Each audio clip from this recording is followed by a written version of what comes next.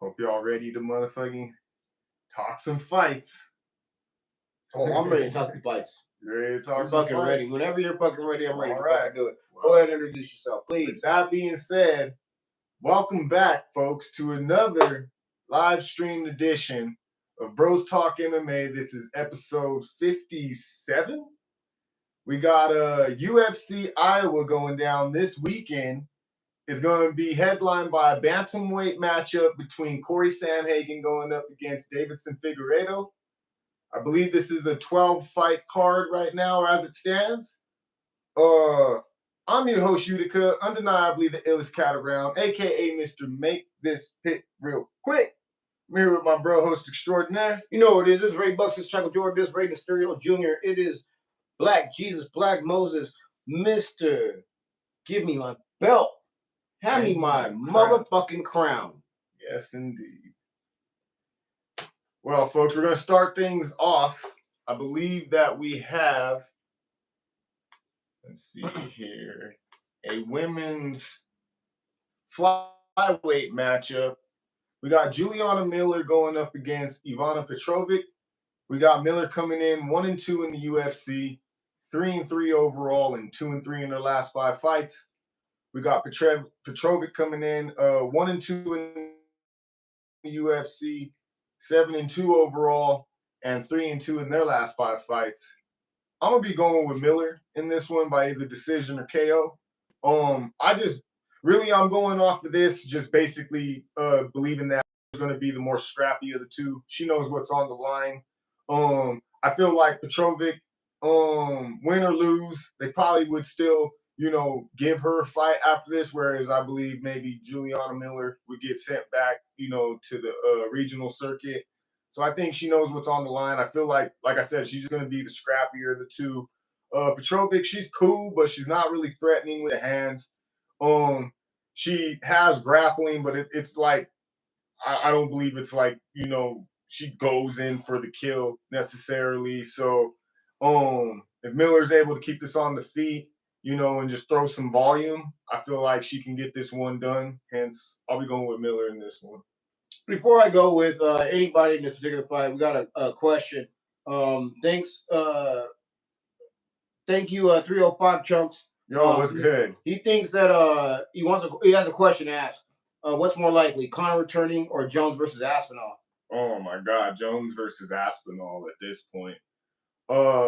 Conor is nowhere near conditioned to be fighting at this point, let alone, a lot of legal stuff going on, which is probably, tying up a lot of his business deals that he has going on. So I feel like, he's having to run a lot of damage control behind the scenes and PR-wise right now before he can even think of returning. It's not to say that he won't, but he's talking about going to BKFC.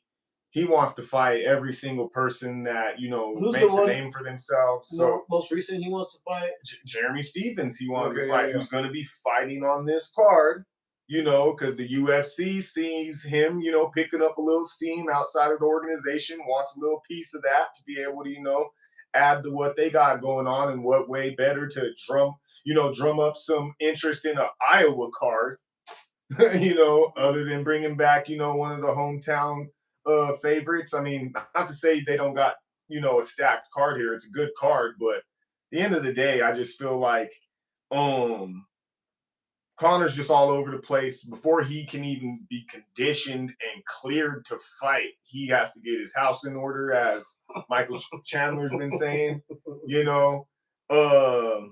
and him returning is just it's not gonna happen, but it's just very far gone at this point. In my opinion, Conor is never gonna return. Conor's doing too much of Hey, I guess I'm trying to be nice, but go ahead, bro. Let him know. I hope this doesn't get banned or flagged, right? You know what I mean? But Conor's doing a little too much of this on the yacht, right? And then there's also a little bit of Conor doing too much of this on the yacht, and maybe some of this on the yacht, right? Conor's not being a spokesperson for the UFC or what would you call that? Like a diplomat or ambassador? An ambassador of the UFC, right? That's a great word. I mean, I don't. So that being said, like Jones Aspinall has to happen in a way. Like it's like more necessary than Conor McGregor coming back. It's gonna happen. You know what's funny is I just have this thought in my head. It's gonna happen first off, but also the only reason it's not happening is because I'm not saying this is a John Jones tactic, but if I'm John Jones, I'm definitely lobbying for fuck you money if I have to fight Tom Aspinall, because at this point, I'm watching you guys break gate after gate after gate, freaking set record after record after record, freaking make money hand over fist as a billionaire dollar company aligned with the WWE and freaking all these fucking things, bro. Like, the more y'all win, the more it just makes it easier for me to say, yeah, well, as your top, like, most valuable product, as your rock, as your fucking final boss, like, win or lose, bro. He's the final boss. I'm either gonna make this dude look really bad, in which case then you guys got to pay me stupid money for anybody I ever fight ever again, or fucking your boy washes me and like it ruined it doesn't ruin it tarnishes both of our legacies, absolutely, just to build your boy up, and then he has to be immaculate, which he can never be because he's not undefeated, and like, who's there to fight after me? Exactly. So that was a long, way to get back to Bro's. I mean, I like this fight, but I do like to answer the live chat. So no, that for sure. Once again, much love. 305 chunks, for sure. Bro, I had to give you Bro's thought process the same as my thought process. Mine was a little quicker, obviously. This is Bros Talk MMA. So at the end of the question, truly, that's the essence of this show, is for us to sit here and just bullshit about what we believe is going on. I know it's more so centric to the UFC space, but still, we gotta do what we gotta do. Absolutely. So I'm definitely taking Petrovic. That's wild. You're fucking wild, man. You're like, that's fucking like crazy that you think Juliana Miller is going to fucking beat her. I'm not even gonna give you a lot about that, to be honest with you. It just fucking makes sense. Okay. This is like a gut reaction to even seeing these two fighters come into an arena together, as well as like any ass whooping. Yeah, Petrovic wins. Like, I'm not gonna give you like a detailed like, oh yeah, she has a higher strike count. All right, no, I'm good, bro. Like, it's Petrovic all day, every day. Let's run it. Yeah, for sure. Let's see here. Moving on, we have a heavyweight bout between Dontel Mays going up against Thomas Peterson. We got Mays coming in. They are 4-6 with 1 no contest in the UFC, 11-8 with that 1 no contest overall, and 2-3 in their last 5 fights. We got Peterson coming in 1-2 in the UFC, 9-3 overall, and 3-2 in their last 5 fights. My pick's going to be with Peterson in this one by decision or KO. I just feel like they're going to have the cleaner striking of the two. I feel like they'll probably throw a little bit more volume. I don't really see this fight going to the ground. I don't see, Dontel Mays wanting to tie up. And I mean, if there is any grappling initiated, I believe it's going to be more so like Peterson leaning, Mays up against the fence. Now, Peterson is the bigger. Mays is the bigger of the two fighters.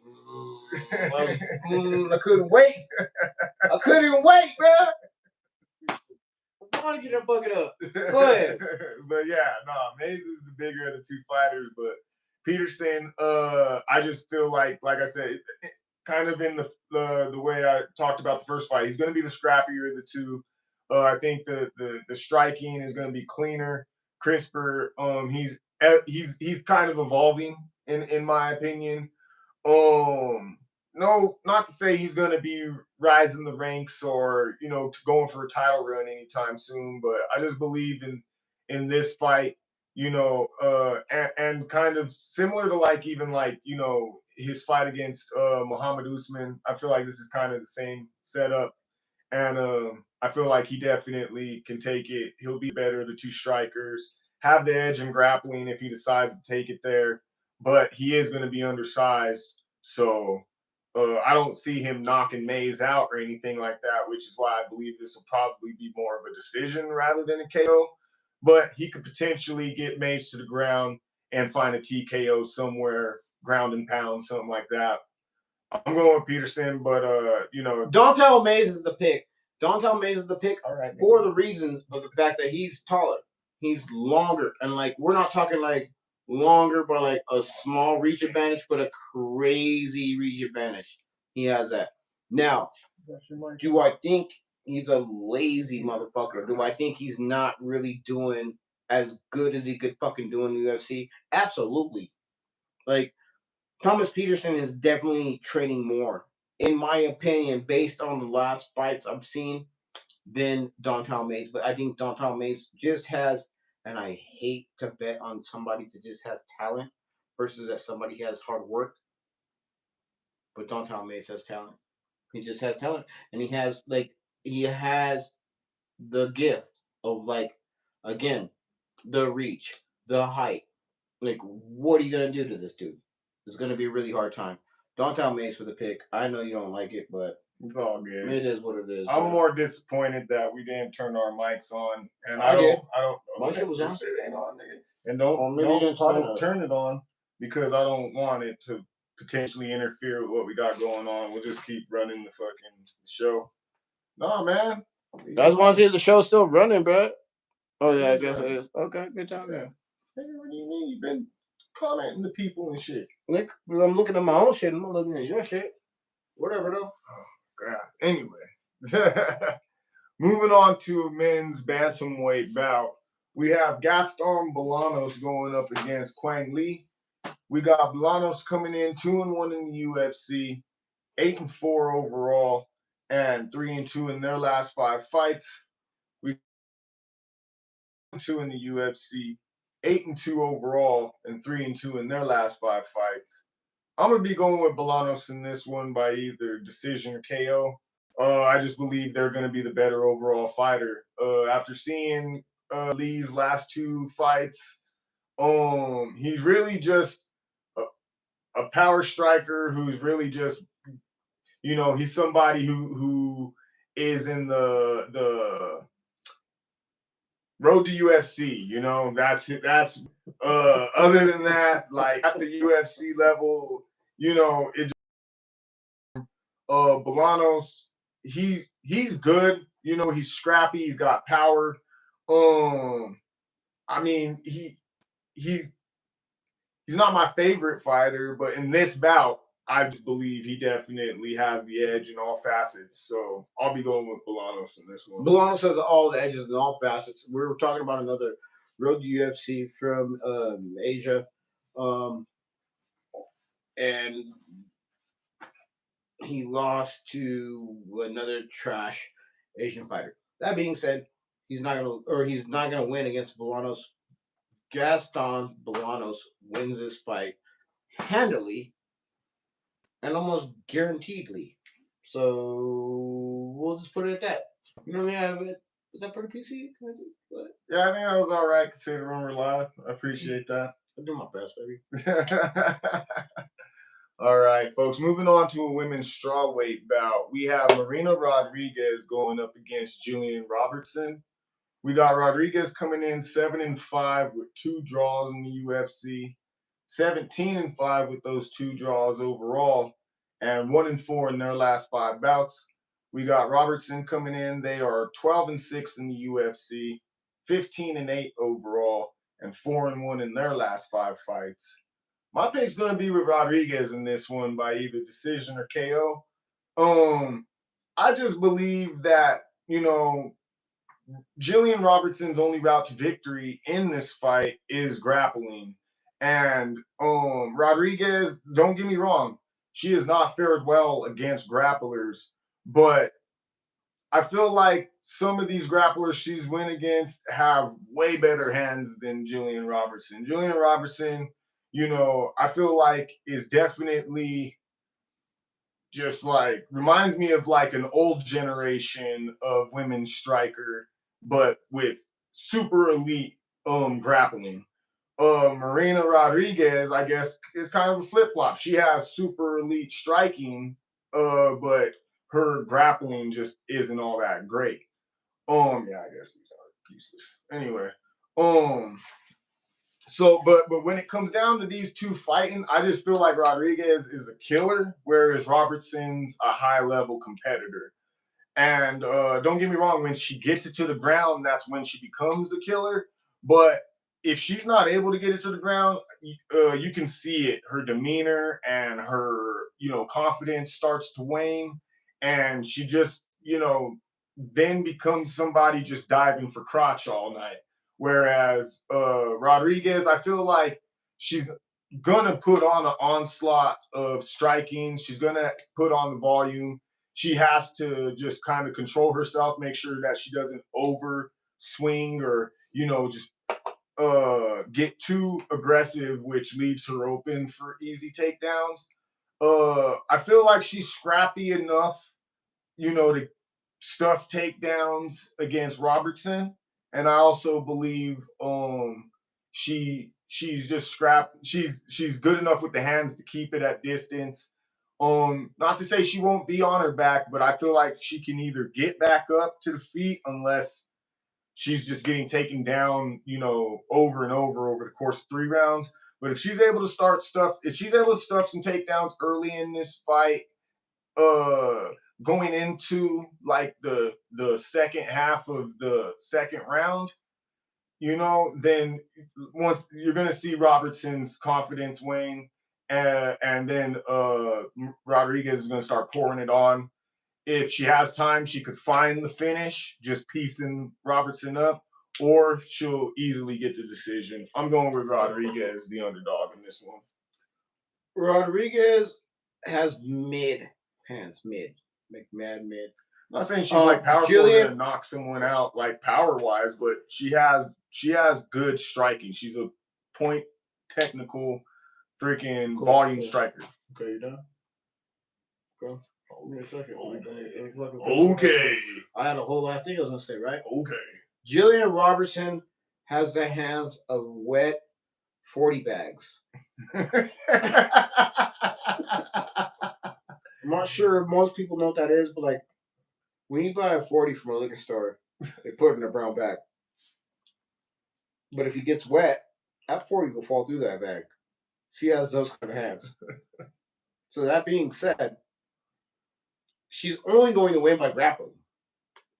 Marina Rodriguez has subpar grappling in comparison to Jillian Rodriguez, but like Jillian Rodriguez does have really bad hands in comparison to Marina Rodriguez. But I think her grappling is going to win. I think it's going to make this shit happen. I think Jillian Rodriguez gets this one fucking done.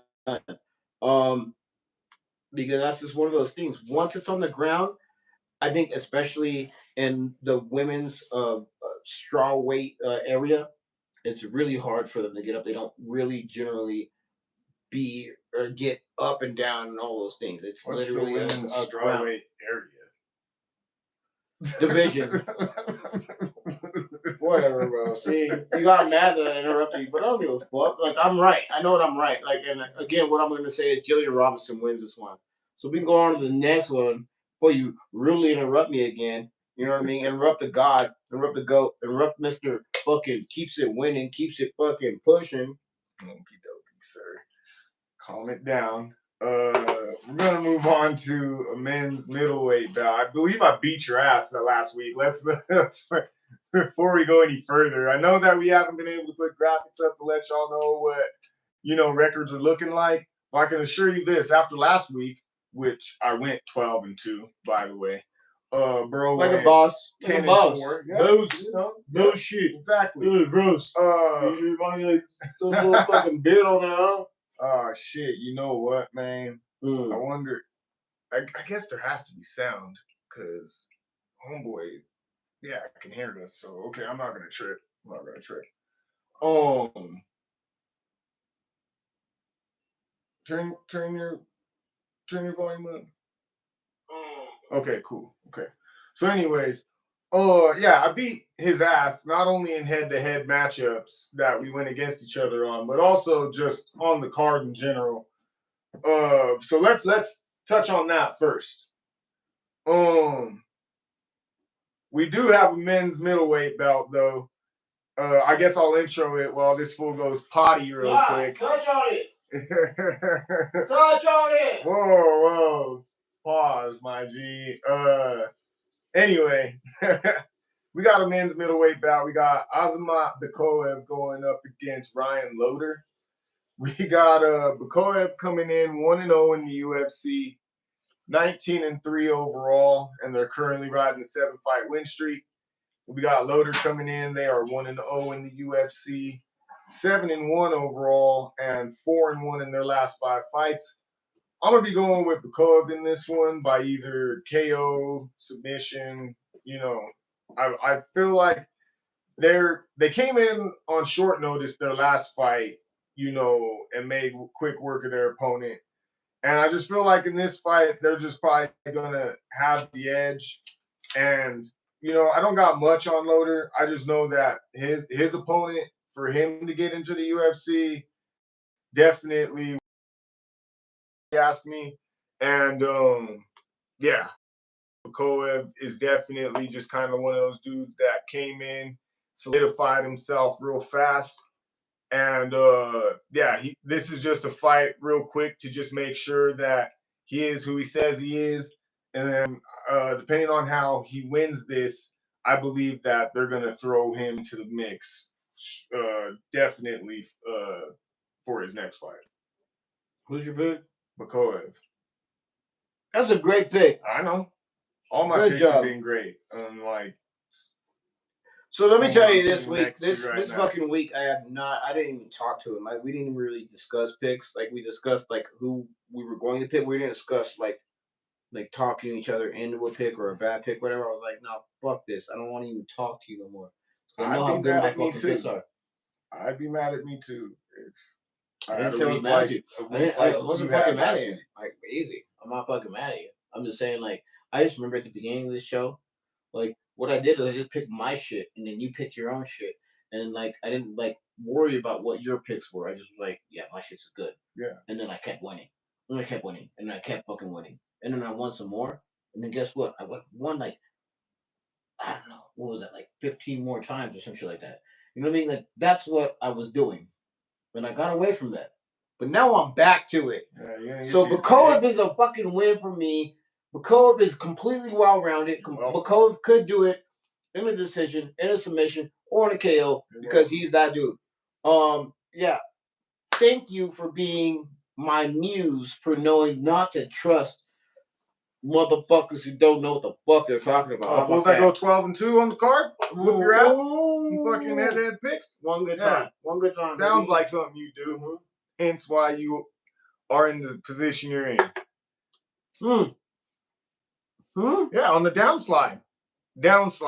Ooh. Oh, you think my dynasty is over? It's coming to an end. You're looking like the Lakers in 5 right now. Wow. Anyways, we're going to move on to a women's bantamweight bout. We got Yana Santos going up against Miesha Tate. I hate this. We got Santos coming in 5-5 in the UFC. That was like such a respectable burn, bro. Like, I don't fucking like it. It's funny as fuck, though. Go ahead, sorry. My bad. 5-5 in the UFC is Santos. 15-8 with 1 no contest overall, and 2-3 in their last 5 fights. We got Tate coming in. They are 7-6 in the UFC, 20-9 overall, and 2-3 in their last 5 fights. My pick's gonna be with Santos in this one by either decision or KO. really, I didn't like picking this fight. It was a hard fight to pick, not because these two matched up so well, not necessarily like that, but I guess just because like they match up well in the sense it's just like two women I don't want to see fight right now.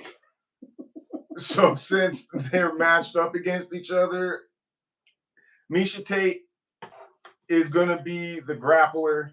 Yana Santos is gonna be the striker. I just don't know if either one is imposing enough to, you know,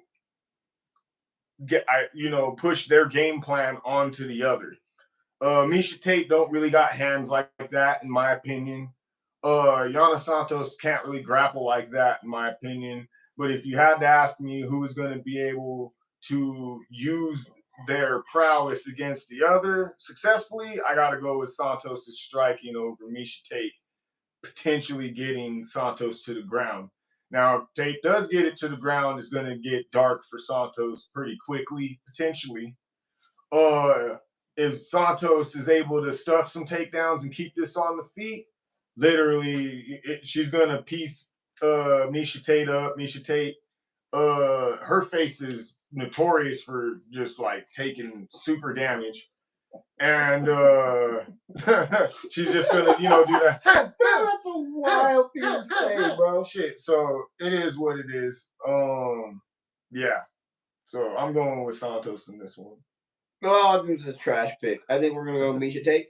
Oh, and I'm not doing Miesha Tate. You're being nostalgic, right? No, I'm not being nostalgic. That's the first thing I was gonna say, but like, of course, you fucked my shit up. Thank you. You know what I mean? Like, we should stop doing these lives because like you can't just let me like just live. You know what I mean? All you need let me script. Just fucking just you say. Need to live Can I just say what I'm gonna script? say? No, it's not by the script, but like I want to say some things, and you're like, oh, when you say you fucking nostalgic shit, like no.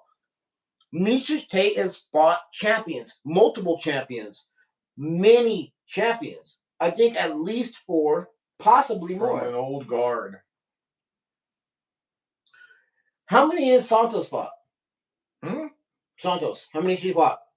I mean, what do you mean? Champions? Okay, whatever. Ooh. Let me just let you know, I've done my research, and I'm just saying that Miesha Tate she knows how to fucking do shit. Santos's fucking hands are better than Miesha Tate's. You're completely right. I mean, not by much, but she's gonna not by much. Out. Not by much. You're right, but grappling, Santos' grappling is trash. Like, okay. Anyway, Santos' grappling is trash. That's something to say. I'm not saying it. With that being said, Miesha Tate for the win. I'm gonna let you introduce the next dude. I think you got a little bit to say about him. I'm gonna smoke. Oh my god. Okay. Calm it down, bro. You're wilding with the lives, bro. You just in and out, bro. We just live format. Now You're just like, fuck it, love it. Shit, I used to be able to edit out this full fucking him and his potty breaks and his fucking cig breaks. Now we just gotta deal with it, I guess, at this point. Anyway, we got Jeremy Stephens. First off, we got a lightweight bout. We got the return of Jeremy Stephens going up against Mason Jones. Real quick though, let me see what my guy 305 Chunks got to say. Overall thoughts on Bo Nickel? Bruh. Let's talk about that. Go ahead. Like, just one of those cats that, one of those UFC dudes that they try to really push, and I'm just not a fan of, and he keeps winning, so I can't really hate too much, but just not a fan. I guess he's got decent power in his hands. I don't know about his striking overall. It's okay if you're not that good of a striker. Which I guess that'll play in his favor against De Ridder. I think he'd probably be the better striker in this fight over De Ridder, which we'll be getting to that later on. But grappling, I don't know, man. I mean, he's a good wrestler. I don't know. Like, we're gonna have to see. Like, is he powerful? Is he Is he skilled? Yeah, but and do I like him? Not really. And is that playing into my pick? No, not necessarily. But I just feel like this DeRitter's going to give him a run for his money.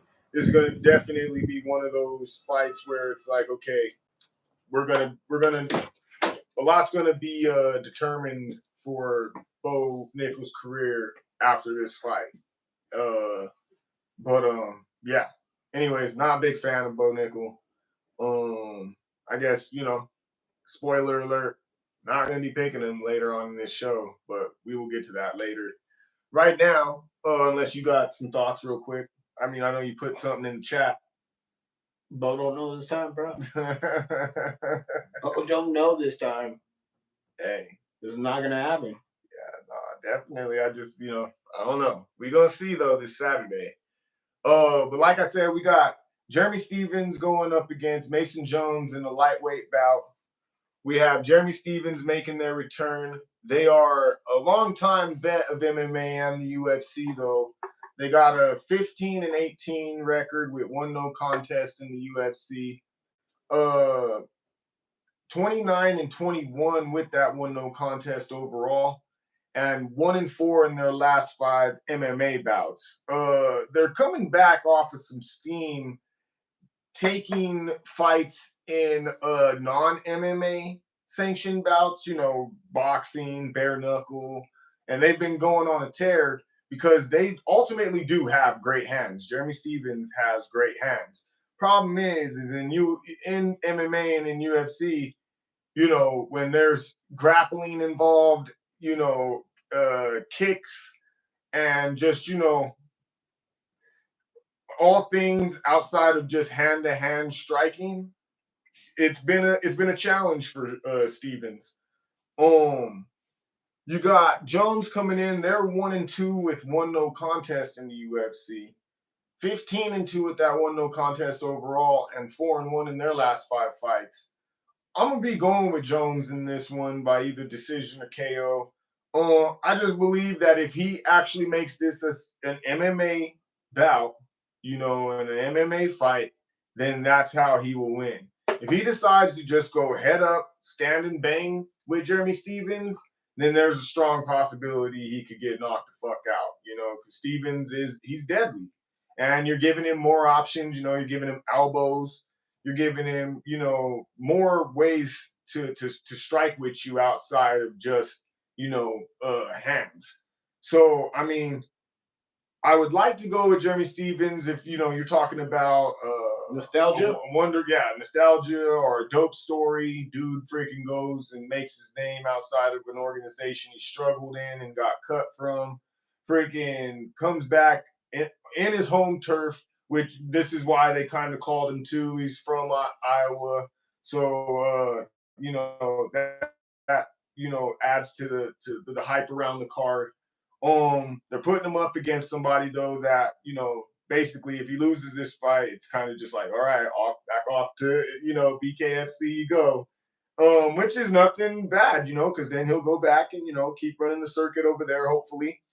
But if he's able to win this fight, then that opens up a lot of options for Jeremy Stephens going forward. A lot of negotiation leverage going forward.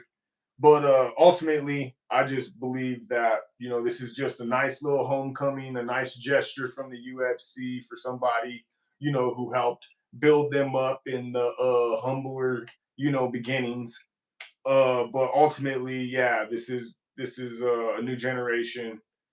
Not to say Mason Jones is this great fighter, but his UFC run doesn't sound too spectacular, but he has been doing his thing outside of the UFC, hence why he's getting a call back as well. So I'm gonna be going with Jones in this one. I'm going with Mason.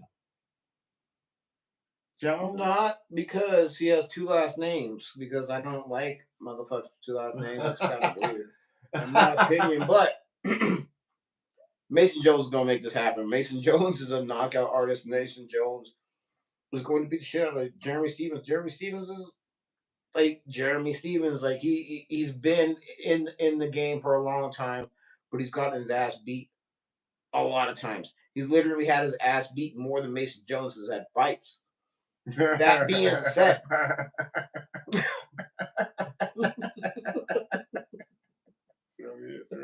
Mason Jones takes the win.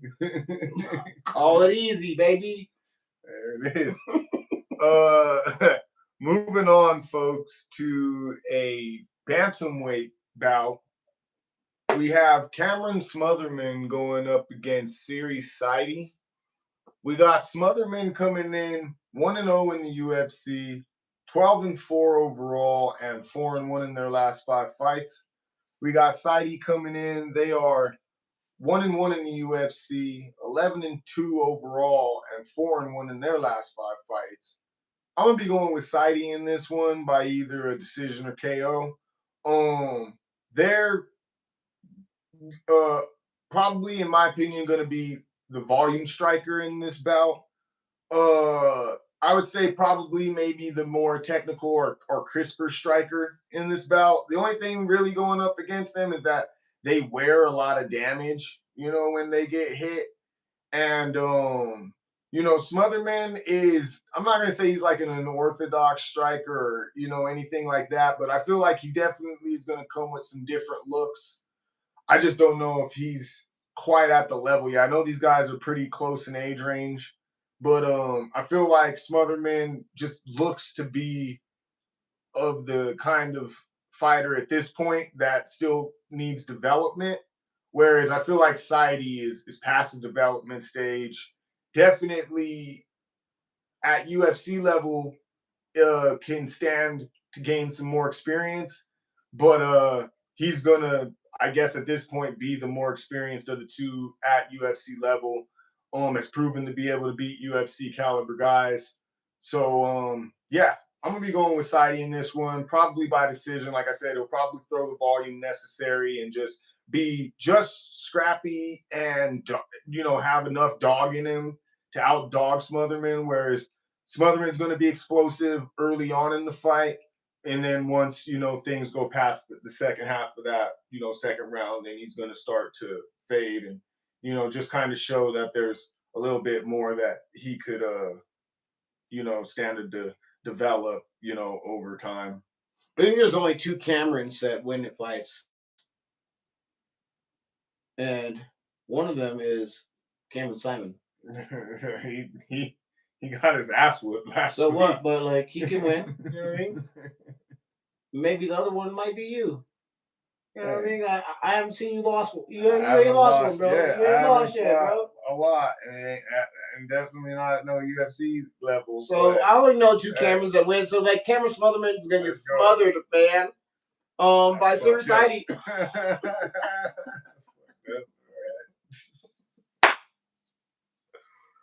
Sandhagen's gonna make fucking Cameron Smotherman his side piece. Like, he's gonna just piece him up, make it happen, fucking call it a day, and fucking move on. Not a hard one to fucking call. Smotherman's fairly young in the fucking in the game and shit, and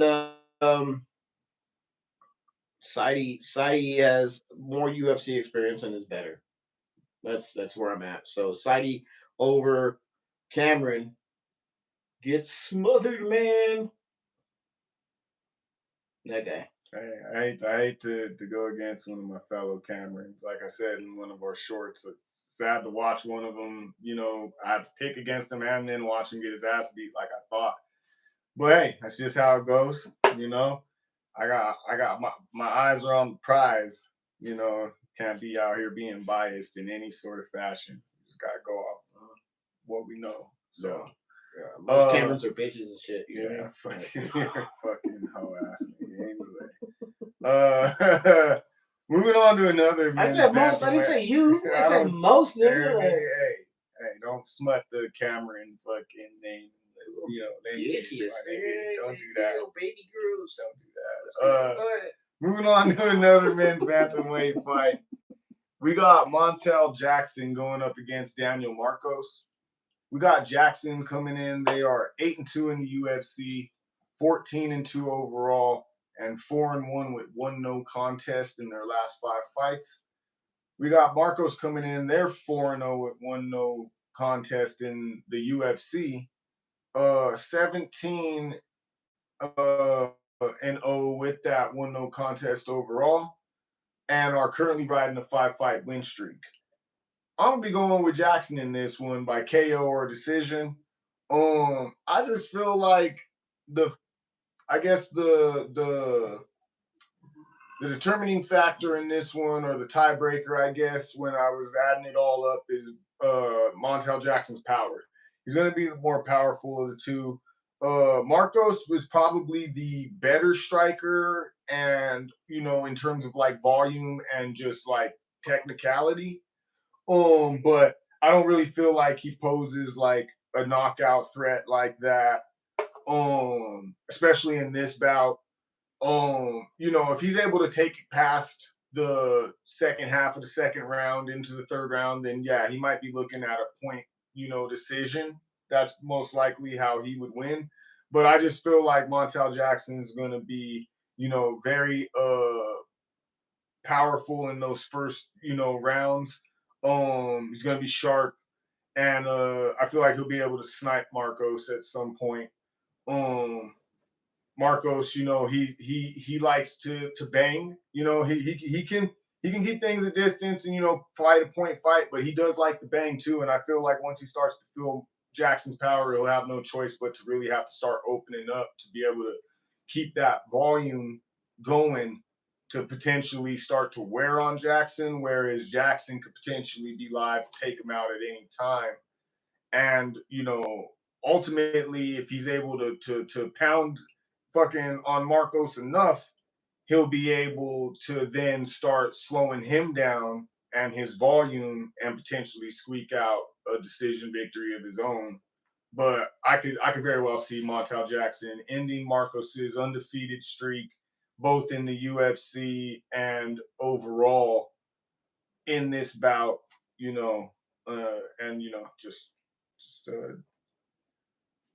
doing his thing. Montel Jackson for the win. Daniel Marcos, like, I love my undefeated folks. You know what I mean? I love to buck and run with them, but he just hasn't had the resume of undefeated folks. You know what I mean? Of folks that he's defeated to go against a Montel Jackson. Montel Jackson will knock your motherfucking ass out and send you to the goddamn fucking shadow realm. And you know what I mean? I don't think that Marcos is ran into that yet. So that being said, Montel Jackson is definitely my pick. I'm sorry I don't have like a lot of like something for y'all, but shadow realm. Yeah. Like night, sleepy time. Like give him a pillow. Definitely. That's what I feel too. Moving on to the featured bout of the night, we have a men's welterweight fight. We got Santiago Ponzinibbio going up against Daniel Rodriguez. We got Ponzinibbio coming in. They are 12-7 in the UFC, 30-8 overall, and 2-3 in their last 5 fights. We got Rodriguez coming in. They are 8-4 in the UFC, 18-5 overall, and 2-3 in their last 5 fights. My pick's going to be with Ponzinibbio in this one by either KO or decision. I just, at the end of the day, really what it was is I feel like Ponzinibbio is the scrappier of the two and is going to throw more volume. He has power, so he could be capable of putting Rodriguez out. Rodriguez, I would say he is powerful and maybe the more powerful of the two, but I just don't think he's going to have the cardio or the volume to out dog Ponzinibbio, which that's another factor too, is just Ponzinibbio's a dog. I feel like Ponzinibbio is going to have a little bit more of a diverse striking arsenal as well, whereas Rodriguez, I don't know, I think he's going to have to get in close if he wants to make this fight interesting, and I don't think he can. I don't think he's going to be looking to grapple with Ponzinibbio. And Ponzinibbio, he could submit you, if you fuck around. You can find out in that way too. But ultimately in this stand-up fight, I just feel like Ponzinibbio is going to outdog, outlast, and potentially, you know, outpoint, possibly to the point of being able to, you know, TKO Rodriguez. But I'm just gonna say, you know, Ponzinibbio by decision. You know what? I think niggas who put 1986 across their fucking chest are whack ass niggas. Like, they're just whack. Like, it's the lamest year.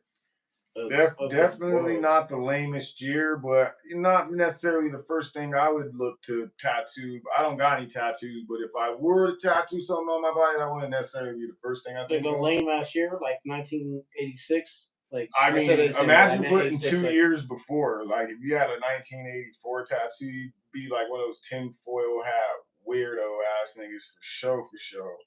1986 is definitely, like I said, not my first tattoo ideal, but still, like 1984 would be fucking, that'd be lame as fuck. Okay. Especially being born in January of 1984. Damn, bro, you out here trying to like loser. give it up, you know what I mean? Like, maybe like people are gonna like look up my shit and like steal my fucking identity. Go ahead, motherfuckers. I got bad credit. It's good. Anyway, that being said, and fuck D-Rod. We're going with Ponzinibbio. Young Pippin. Ponzinibbio. Okay. All day. His grappling ability is definitely going to get him to win in this one, and that's what I'm calling. I'm gonna keep it easy. Keep it pushing. Fuck 1986. All right. Well, whatever on that. But moving on to the co-main event of the evening, we have a middleweight bout. We have Renier de Ridder going up against Bo Nickel. Now, we touched on this a little bit earlier for those who have been tuned in. If not, though, real quickly, you know, we got de Ridder coming in 2-0 in the UFC, 19-2 overall, and 3-2 in their last 5 fights. We got Bo Nickel coming in. They are 4-0 in the UFC, 7-0 overall, and yeah, that makes them perfect. So, with that being said, I'm still going to be going with de Ridder in this fight. I actually believe that de Ridder, you know, is just going to present a different type of grappling challenge to Bo Nickel than really. I don't even know if he's really gotten a grappling challenge yet up to this point, except for maybe like Paul Craig or something like that. I think that's who he's been fucking with. But outside of that, everybody else has just been kind of, you know, easy pickings. I mean, I'm not even gonna say like Jamie Pickett, I get it, but even then, like we all knew what was going on there. Cody Brundage, yeah, but I mean, really, like de Ridder's gonna be a nice challenge for him. Like I said earlier in this broadcast, a lot's gonna be determined about Bo Nickel's career after this. Okay, we got Montana in the chat saying that they got Nickel for the win. Like, hey, I'm not saying that like Nickel ain't good. It's just that I feel like maybe he might have the edge with the hands in this one. I might be wrong with that one though. Absolutely. In the grappling though, I don't know. I feel like de Ridder is just going to present a different type of challenge than what he's been getting here recently. So my pick's going to be with de Ridder, but I don't blame you if you're going with Nickel in this one. I mean, there's a reason the UFC's putting, you know, a push behind him. It's not like he's whack or anything like that. It's just, I don't know, just not my cup of tea. Feel like he's still got some developing to do. And I feel like, you know, it's come to the point where UFC has to start validating why they're putting such a push behind him. So they are giving him somewhat of a challenge here. But at the same time, too, you know, I feel like with de Ridder, he's coming over from a different fighting league. You know, he's an older guy. So it's one of those things where, like, they got to squeeze the juice out of him right now. You know, so either he makes a name for himself, stealing some hype away from, you know, their hype train that they got going on right now with Nickel, or, you know, Nickel proves himself to be ready to, you know, take that next step once more, you know, up into more elite competition. Either way, the UFC wins, really, but I do see De Ridder being able to stop the hype train here and show Nickel that he has maybe a little bit more he needs to develop on before he starts talking about going on title runs. This particular fight looks like the last fucking what's his fucking name? Damn it, I had it when I was getting ready to say it. The motherfucker with the dumbass circle around his fucking chest. Peyton Talbot? Peyton Talbot fight. This is fucking Bo Nickal' Peyton Talbot fight. It's gonna look bad. He's not seasoned. Like, he has room to grow. He will get better. He will at some point be a force in the UFC. Not today. Not today, he will. Unfortunately. Like, I feel bad for him. You know what I mean? Because sometimes you gotta lose. It is what it is. Unless you're, you know what I mean? Like, I don't know. Somebody who's undefeated right now. What's his name? The fucking Dagestani boy. Whatever. You know what I'm saying, though. End of the day, Bo Nickal takes an L here. And everybody takes an L who bets on him. Take that shit to the bank. Bo Nickal. L.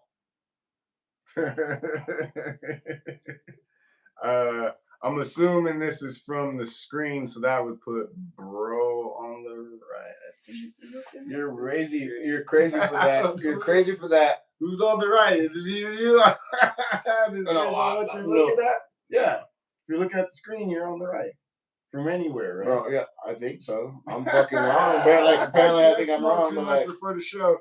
But anyways, hey, you know, my take, at least my take isn't crazy, according to Montana. Ray's take, apparently RayBuck's over here is a little bit crazy. But yeah, I mean, real, hey, Montana, check back with us. Next episode will be back here next week. Possibly Thursday. Thursday's kind of been our day for releases, whether we do pre-recorded shows or live streams. But if you'd like us to release earlier in the week, let us know.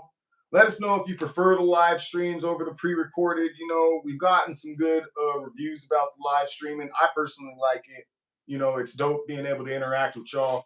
But yeah, Montana, make sure that you check back in with us next week. Let us know if we were clowns or if, you know, you have an apology to give us. I'm just fucking with you. No, I want that shit. I want a fucking apology, yo. Like, no, I ain't fucking with no one. Like, oh, this motherfucker crazy. Well, yeah, I am crazy. I'm crazy about fucking winning. So I am Mr. Give me my belt, hand me my crown. Like, real quick before we get into the main event of the evening, we got 305 Chunks coming in with a question. Favorite walkout of all time? Okay, so now if we're talking about like theatrics, then I would definitely say, you know, I would say, you know, you gotta enjoy Poetan's walkout. He always that shit's always dope. I love Alex Pereira's walkout. I like the walkout that Adesanya did when he won the title against Robert Whittaker. I thought that shit was pretty cool. Michelle Pereira had a pretty, you know, fun one this past weekend. But if you're talking about just like cats when they come out and shit, like one cat that I liked to watch come out was Wanderlei Silva. Like, he was dope. He'd come out, he always had his signature song. And then he'd fucking, you know, do his joint where he'd fucking, you know, get his, you know, fucking popping his wrists and shit like that. Like, I thought that shit was cool. Your wrists are popping crazy. Yeah. Like, that's wild, bro. Like, you should really look into like some CoQ10 or something. All right, go ahead, my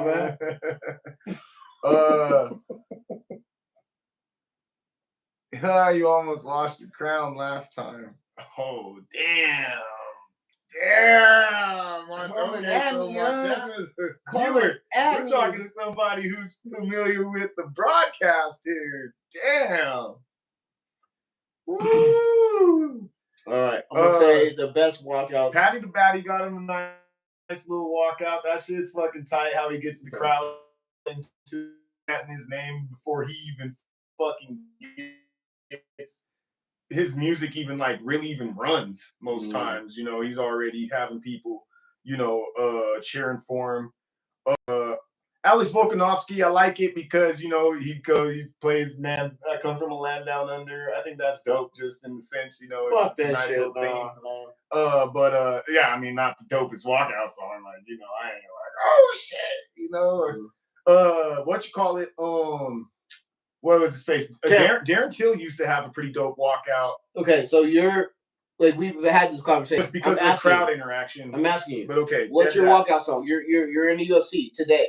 Boom. You know what's funny? What's you know what's funny? I was walking one day, not too like not too like that, and I was thinking to myself this question, and the question really was would I have a signature song or would I mix it up every time I came out? And by the end of it, I thought, you know what, I probably mix it up, you know, because there's just different moods for different fights for different times in your life and in your career and shit like that. But yeah, if I did have to pick a walkout song, if I just had to like pick by Tupac, I just think that should be so hard to fucking just turn the lights out and then it's just like the blind stares of a million pairs of eyes looking hard but won't realize that they will never see the beat. You know, that should be crazy. And I've seen people come out to that song, but they don't do it the way they're supposed to. They don't do it the way they're supposed to, or they're on the undercard, so they don't really get it like that, you know. I get it, bro. But that's a good one. That's great. Yeah, no, and there was a couple other songs that I thought of. I just can't think of right now. But that one has always just been one that I've always said. A walkout song episode, like just like I always thought like what would be cool is to come out to like wrestlers fucking walkout songs. Like you hear the breaking glass, bro, and you fucking like if I came out to Stone Cold, bro, like you instantly know like I'm on some shit, like oh yeah, or I come out to DX, like you know what I mean, or The Rock says, like it would be crazy. Yeah, no, it would be dope, but it's just kind of like it would suck to come out. Like I actually had the honor of making somebody their fight music one time, and they actually got. They got love for their fight song. The promotion they were with gave them fight song of the night, which I thought was tight, considering that fool got his ass fucking whooped. But bro, he was so beat the fuck up, bro. But he got so much love. Like he was like all the females loved that dude. Oh, bro, it was dope. It was dope. And I thought, you know, I also thought that would be tight to be able to have your own theme music. Fucking like Michael Chandler has his own theme music, you know, shit like that's, you know, kind of cool and shit. But you know, ultimately, but like if I had to pick a song, I would probably go with that one. But like 1990s, like fucking like wrestling music would be hilarious. You're just like sitting there like when you come out. That's what's dope about Kobe Covington. He comes out to Kurt Angle's shit, and then the crowd goes, "You suck." Yeah, you suck. Yeah, like that's like some hill shit. That's some true hill shit. Right it is some true hill shit. But like, I would like to come out to like just my favorite theme songs of like. I heard this nigga not to one of these cards, like one of these last two cards came out to fucking Cody Rhodes. Fucking his fucking his entrance music. I was like, oh come on, bro. I think you know who it was. It was Mitch Raposo. I was like, come on, bro. What are we doing? Any thoughts on the NBA or baseball? Nuggets all day, baby. I mean, yeah, Nuggets all day for sure. Lakers fucking just took a fucking super L. LeBron took a super L. Nobody, please. Wally fucking like blocked out. Nobody put that.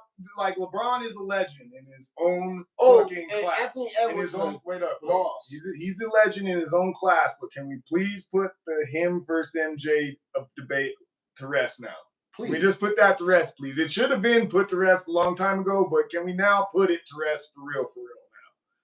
Anthony Edwards is fucking coming into his own as something else. Like he might be able to actually not like he might be able to pass, somebody who can take the torch from LeBron, and he doesn't want to be the face of the league. I don't care about people being faces of the league or having to fucking take on these role model fucking positions and shit like that. But I will say Edwards is starting to separate himself. That's for sure.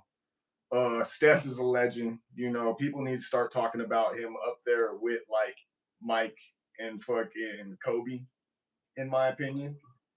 No, over LeBron even. Kobe doesn't have a ring, bro. Calm it the fuck down. Who doesn't have a ring? Anthony Edwards does not have a ring. I didn't say Anthony Edwards. I said Steph, my nigga. Steph. Oh, well, he doesn't have enough rings. Steph. He doesn't have enough.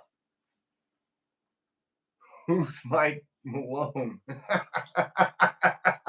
Jesus Christ. Yeah, I mean, I don't know. Shit, he ain't our coach. I know that much. Shit. Fucking, salute to Mike Malone, though. Hey, salute to Mike Malone. Damn, okay, you're a hater, bro. Hey, he obviously lost the faith of the team, bro, which is. I don't think he did, bro. I think he lost the faith of like the head office and shit. I mean, hey, I'm just saying.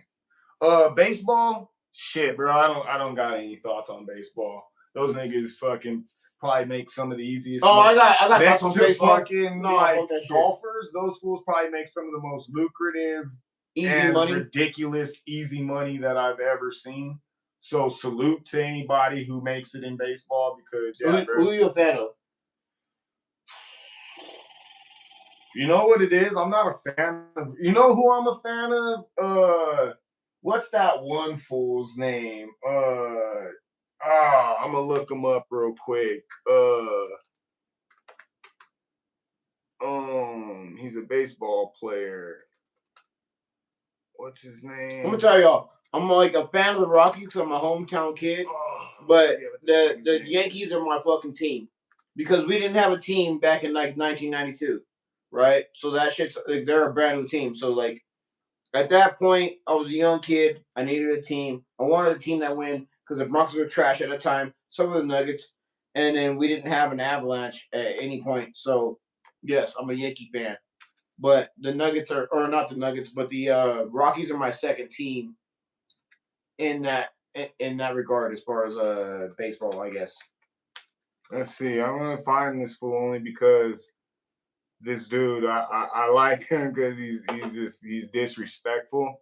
And if y'all really want to know, I'm not necessarily a fan of baseball players necessarily as I am of the actual game. I really actually enjoy the unwritten rules of baseball, that aspect of it. I don't really give a shit about like the X's and O's of the game or like I said, who the stars are and shit like that. But I like the shit where it's like, oh, they just fucking beam this fool because fucking he bat flipped too nasty off of that last home run he hit.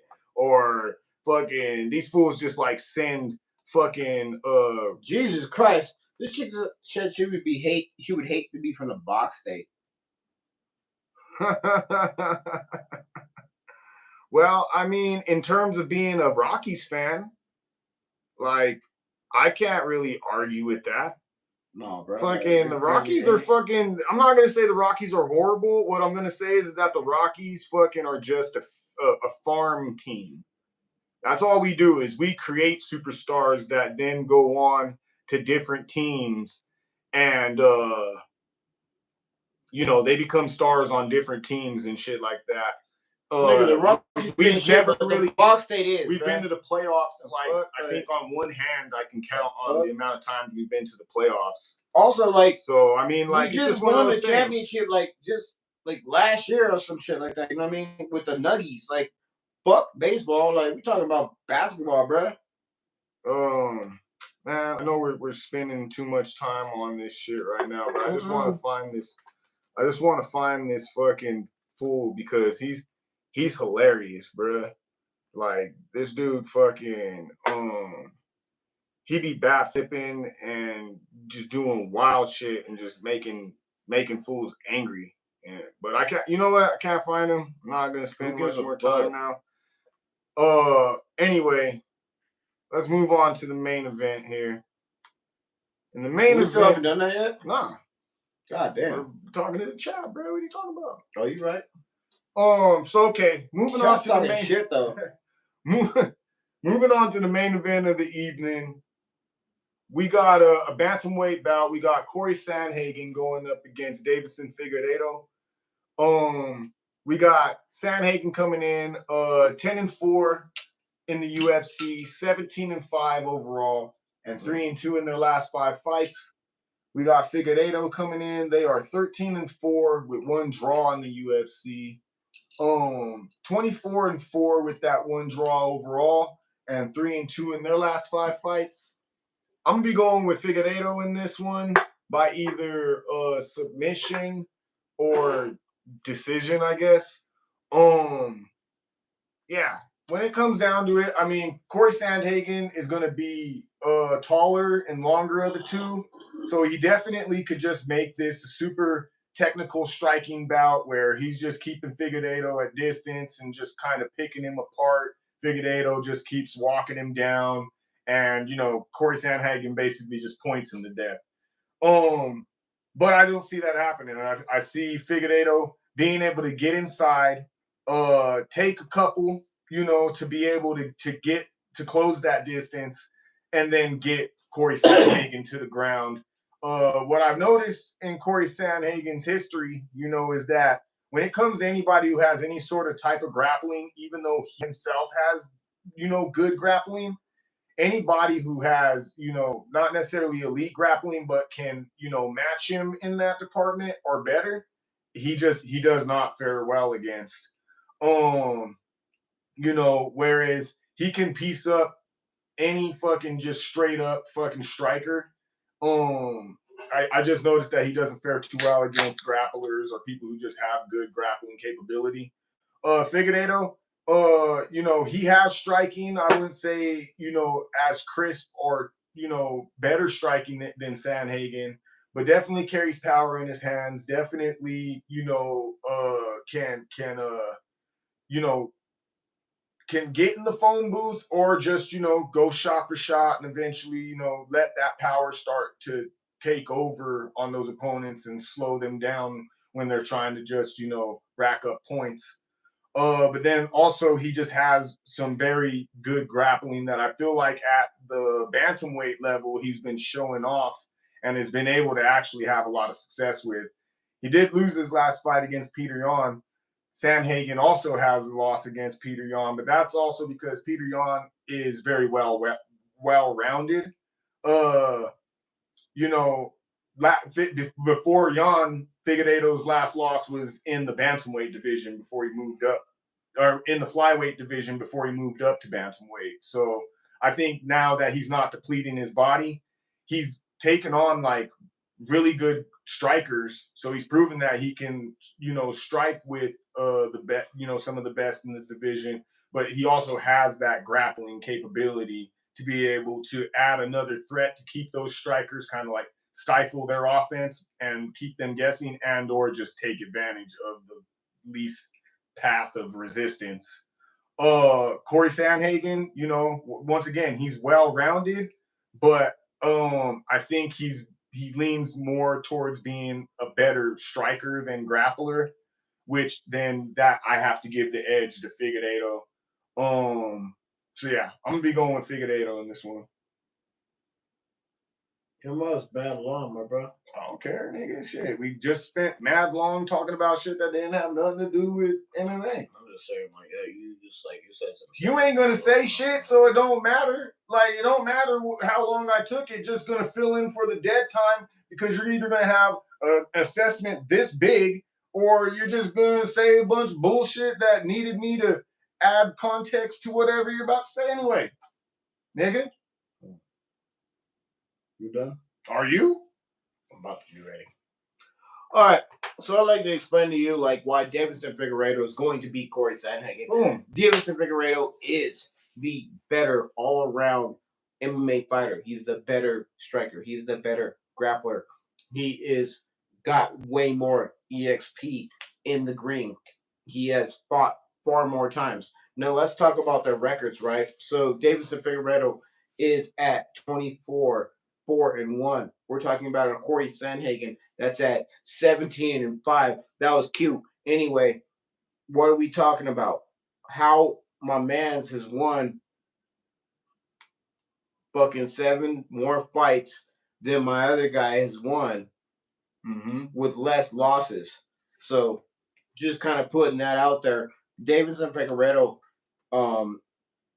he's lost 4 fights against fucking killers, against fucking monsters. Deiveson Figueiredo is not a loser. He's not on his he's on his down slope, but he's on the very, very top of his fucking down slope. And Cory Sandhagen is not gonna be the guy who's gonna take you to the lower spot. That being said, I'm going with Deiveson Figueiredo. And that's my fucking take. Okay, for sure. Well, that concludes our picks and predictions portion of the show, folks. You got any parlays, man? My parlays are literally at the fucking bottom. Not to say that they're not my parlays, but they're at the bottom. So you guys ready? Yeah. Bet. 1, 2, 3. Ponzinibbio. Figueiredo. Not even no, actually, let's go Bakeoff, Ponzinibbio, Del Ritter, Figueiredo. And that's it. Just 4. Call it a day. Okay, for sure. For me, let's see here. I would probably say I'm definitely gonna go with Bolanos.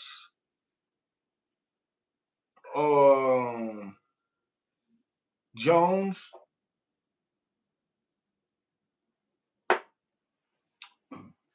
And Figueiredo. I want to keep it simple this time around. We got 305 chunks in here. Oh my God! Come on, Mikey. Chill it out, bro. We got 305 chunks in here. He said my favorite baseball player back in the day used to walk out to country grammar. Who was it? That's hard. Yeah, who was that? See, I knew that this fool's name is something. I'm about to pull my guy up again because I'm telling you, freaking. I want to figure out this dude's name. What is this? Oh, damn, Derek Dietrich. Is that who it is? Man. Oh, yeah, there you go. Yep. Derek Dietrich. This fool fucking be smashing home runs with a big ass gold fucking Cuban on and shit, bro. Yeah, fucking baseball jersey open and shit. Fucking, bro. fucking styling off those. He fucking flip the bat wire shit with it, and fucking niggas get angry, bro. Niggas get angry. But yeah, Derek Dietrich, I'm gonna say is probably my favorite baseball player at the moment. I guess if you're gonna ask me like my favorite baseball player of all time or something like that, shit, bro. Bo Jackson, baby. I'm gonna say I used to play with Bo Jackson the grip back in the day when it was like RBI 95 on fucking Sega Genesis or Frank Thomas. Frank Thomas was a beast. Nigga, we had the Frank Thomas bat. Yeah, that was the bat that we had. We had Andres. The homies stole it from us. We had Andres Galarraga with the Rockies. Eric Young. Fuck that. Fucking. We had Vinny Castillo. We had fucking. Who else? Dante Bichette. We had his wife. We had fucking Todd Helton.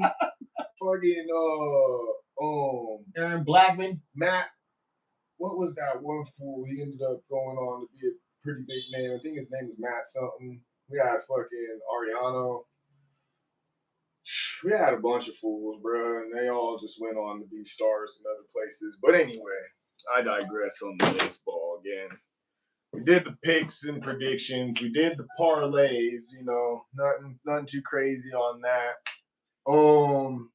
You know, they actually were able to get 14 fights off last week, which was pretty nice. It was nice. Which is exactly what we wanted. You know, hopefully right now we're at 12 fights for this card. I mean, hopefully that stays intact. We have weigh-ins tomorrow on Friday, and then hopefully the fight, you know, everybody's, you know, ready to go come fight night. So there's that. But yeah, shit. Friggin', unless y'all have any more questions in the chat or anything like that, I guess move on to say make sure that you check out this week's edition of the UFC Predictions Tracker. He just dropped his episode last night. So it has an overview of 120 plus prediction channels just like ours that give their thoughts on the fights and all of, you know, that shit. He gives a hypothetical unit number that he applies to all the fights, letting you know that if you went with these people's picks, you would have made this much money, and just breaks down picks in general, let you know who are some of the best in the game at picking overall, who are some of the best at picking favorites, who are some of the best at picking underdogs. Let me interrupt you real quick. King Griffey was my dude. King Griffey, bruh. I mean, bruh. Come on, that's an easy one. Yeah, that's definitely. I just want to say that, you know what I mean? Like, yeah. Dion also, like, Dion, you know what I mean? Shout out Deiveson Sanders out here in Coach Boulder, Prime. Colorado. Coach Prime, like the only man that won a Super Bowl and a World Series. Craziness, bruh. Illness. So yeah. Make sure that you check out the UFC Predictions Tracker. He's super dope. Make sure that you like, comment, share, and subscribe to this channel. Make sure that you like this particular episode. You know, shouts out to everybody in the chat. Shouts out to everybody that has been viewing. Shouts out to all of our subscribers. We really appreciate y'all.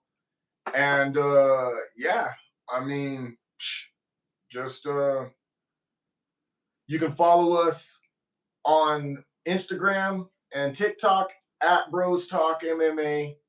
You can follow me on both those platforms at UTICA, UTICA _SME.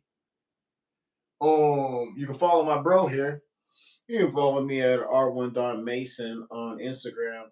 Only if you got an OnlyPants or a corn hub. You got any part? Go ahead. Love the corn.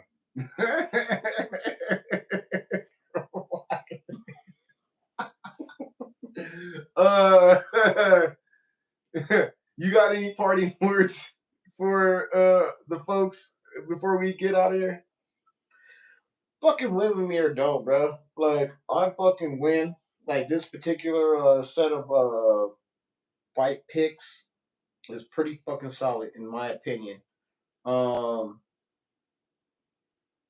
And the biggest thing is, like, me and my brother, before we weren't checking anybody else's shit. We were checking our own shit. That Figueiredo win was gonna be that win. Like, the win. Sandhagen ain't gonna do it. Like, we're getting ready to smash shit just by that one. Mm-hmm. Downtown May's pick on my part, it just makes sense as far as like a good underdog pick. His fucking his reach advantage, I think, is like 6 fucking inches, something like that. Yeah, no, his height is like 4 inches. That being said, it's gonna be great. Everything else is like a fucking easy bucket. So let's make it happen. Well, with that being said, folks, we wish y'all nothing but the best this weekend. Happy betting, and until the next time, we out. We out.